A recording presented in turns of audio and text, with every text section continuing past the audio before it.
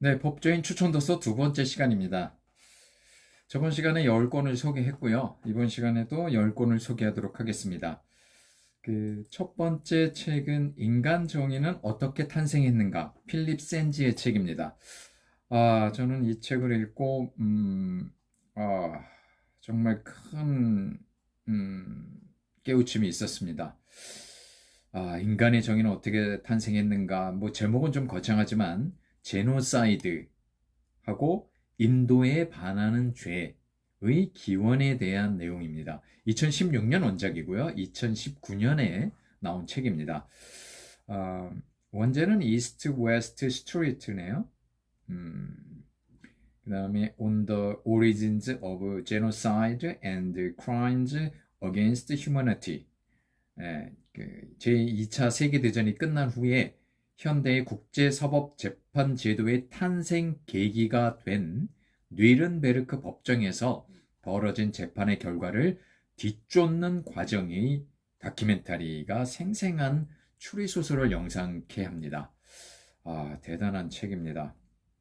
홀로코스트의 피해자인 저자의 외할아버지를 비롯한 가족들의 회고록이면서도 인권과 정의를 위한 두 인권 변호사의 끈질긴 노력이 한편의 장대한 드라마를 보여줍니다. 거창하지는 않지만 인류에게는 너무나도 중요한 범죄에 관한 이야기입니다. 이 책을 보면서 정말 우리나라의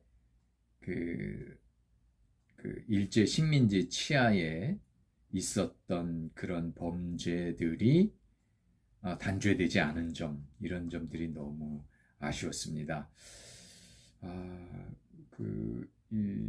우리나라에 처단되지 않은 그 민족 반역자들도 있었죠.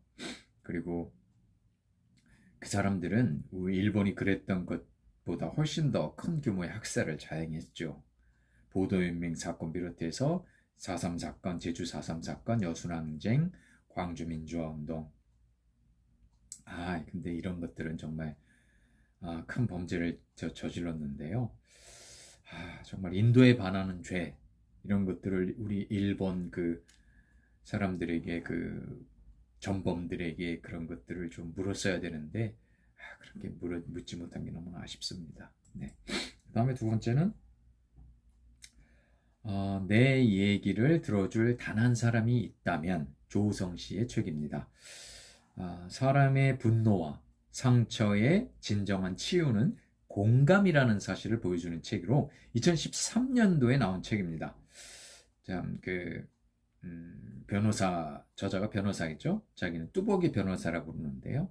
그 뚜벅이 변호사가 전하는 뜨겁고 가슴 저린 인생 드라마 35편이 우리 삶이란 무엇인지 짐작하게 합니다.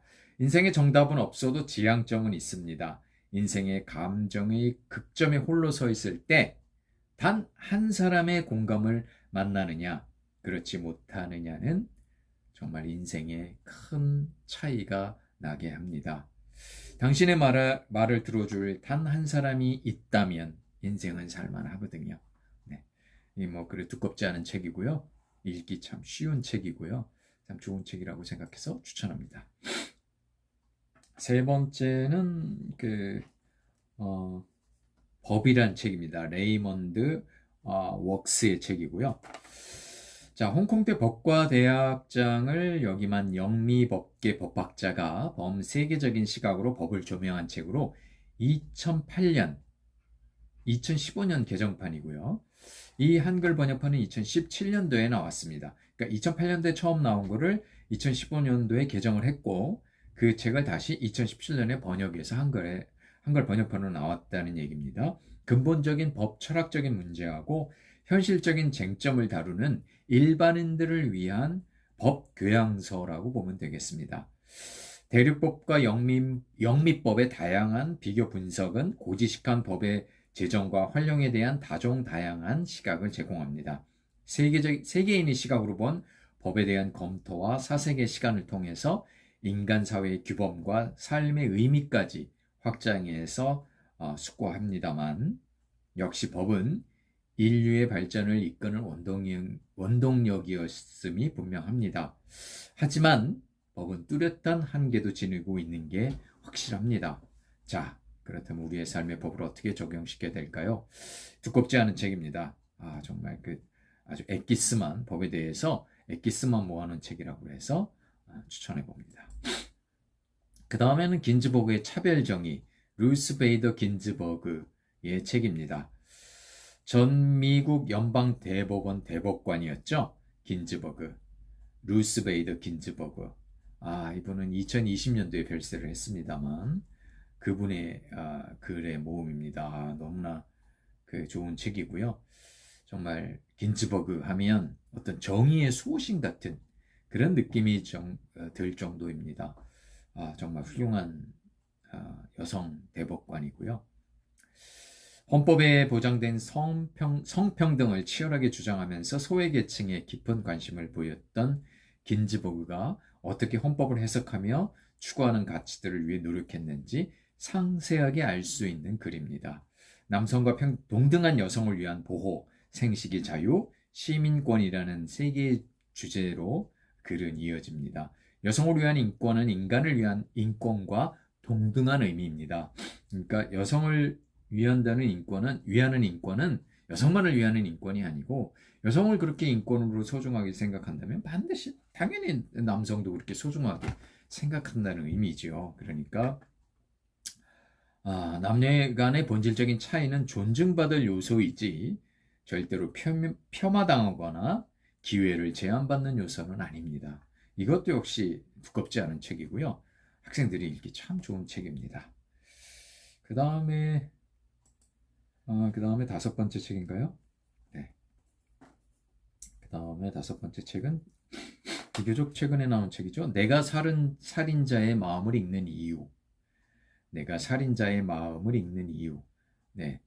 한국 최초의 프로파일러라고 하는 권일용 씨의 책입니다. 모두가 안전한 세상을 위한 권일용의 범죄 심리 수업이라는 부제가 붙어서 2022년도에 나온 책이고요. 저자는 경찰청 제1호 프로파일링 마스터라고 합니다. 2017년에 퇴직한 이후로는 방송에 얼굴을 자주 비치고 있죠. 이 책은 총 4번의 강연을 수정하고 보완한 결과물이죠. 약 30년간 약 3,000건의 강력사건 범죄 현장에 투입되어서 경험한 범죄 심리 대중서입니다. 분량도 230여 쪽밖에 안 되니까 굉장히 적고요. 또 깔끔한 문장이 괜찮습니다. 보기에도 좋고요. 네, 프로파일링에 대한 내용을 보는 책입니다. 그 다음에 여섯 번째 책으로는 이문정 검사에 계속 가보겠습니다 라는 책입니다. 내부 고발 검사 10년의 기록과 다짐이라는 부제가 붙어서 2022년 7월에 나온 책입니다.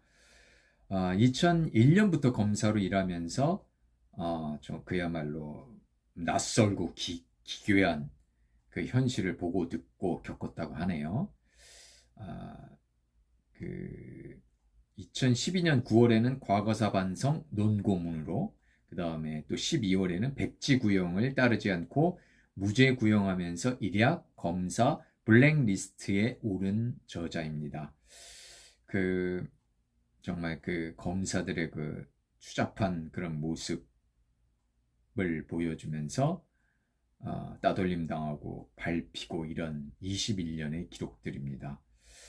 정말 검찰의 내부 고발자로서 앞으로도 계속 중간 보고를 하겠다고 하니 정말 검찰 개혁이 필요한 우리 지금 시점에서, 대한민국 시점에서는 이문정 검사를 계속 응원해야 될 필요가 있습니다. 이문정 검사가 계속 가보겠다고 했으니 우리도 계속 이문정 검사를 지지하는 게 좋겠습니다. 검찰 개혁 정말로 필요한 문제라고 보입니다. 그 다음은 조국의 법고전 산책입니다. 이 책을 추천할까 말까 참 망설였습니다. 조국에 대한 선호도가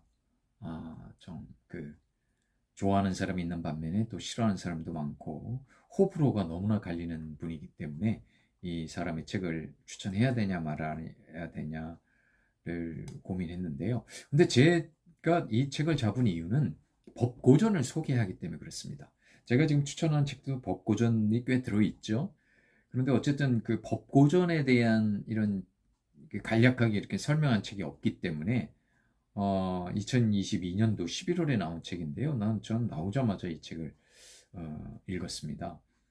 15권의 고전과 그 사상가를 소개하는 책입니다. 그래서 너무나 필요한 책이라고 해서 저는 골랐고요. 현대민주주의 국가의 법 속에 살아가는 움직이는 책들을 소개하는데요. 15권들의 책이 너무나 좋았습니다. 장작 그루스의 사회 계획론, 계약론을 필두로 해서 15권들이 너무나 저는 의미 있게 읽었습니다. 그래서 조국이라는 사람의 그런 호불호를 떠나서 법 고전을 검토하는 아주 좋은 책이라고 생각돼서 추천합니다. 네, 그 다음에는 제가 아주 좋아하는 마사 누스바움, 정치 철학자이면서 법 철학자이기도 하고 뭐 윤리학자이기도 한 이분의 그 시적 정의라는 책입니다. 1995년 원작인데요.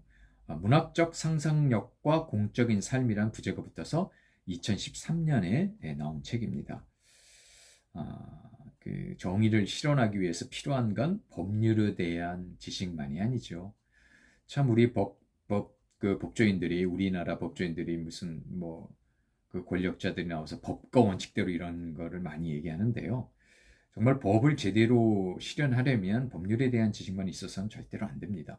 오히려 법률에 대한 지식만 있으면 오히려 법과 원칙대로 할 수 없습니다. 그 스토리텔링과 문학적 상상력 같은 것이 있어야만 합리적인 논증이 가능하죠. 그 법조문을 어떻게 해석하느냐에 따라서는 많이 그 법을 적용하는 게 한계가 있고 법을 적용하는데 차이가 있기 때문에 그렇습니다. 오로지 법조문을 달달 외운다고 해서 법을 제대로 적용할 수 없다는 게 이 시적 정의란 책을 읽으면 분명히 깨달을 수 있습니다.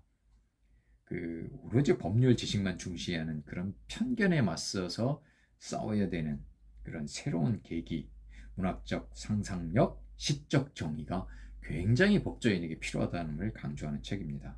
너무나 중요한 책이라고 해서 어떤 그 법조문에 관련한 책보다 저는 이 책이 굉장히 중요하다고 생각해서 강력하게 추천합니다.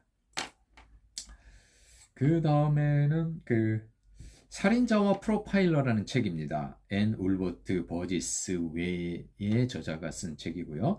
FBI 프로파일링 기법의 설계자 앤 버지스의 인간 심연에 관한 보고서입니다. 2022년 원작이고요. 제가 이 책을 읽은 거는 작년에 읽은 책입니다. 정신의학 전문가인 저자가 20년 넘게 FBI와 일하면서 프로파일링을 FBI에 정착하도록 주도한 인물입니다. 이 저자가요. 앤 울버트 버지스가요.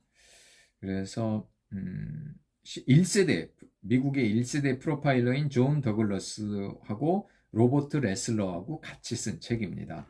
그래서 정말 저자하고 그 다음에 1세대, 2세대 프로파일러들의 공을 볼 수 있고요.